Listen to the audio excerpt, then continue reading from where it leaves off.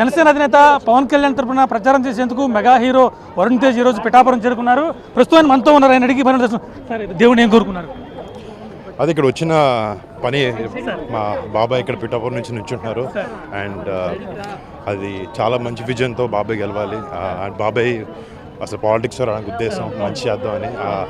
So అలాంటి దానికి మేము అందరం కుటుంబ సభ్యులాగా బాబాయ్కి అండగా దేవుడు ఆశీస్సులు తీసుకోవడానికి, ఇలా అమ్మవారి ఆశీస్సులు తీసుకోవడానికి రావడం జరిగింది. బాబాయ్ ఇలా కష్టపడుతుంటే మీకు ఏమనిపిస్తుంది? అసలు మామూలుగా ఆయన ఒక మెగా హీరో కదా, ఆయన ప్రజల కోసం ఇలా కష్టపడితే మీకు ఏమనిపిస్తుంది?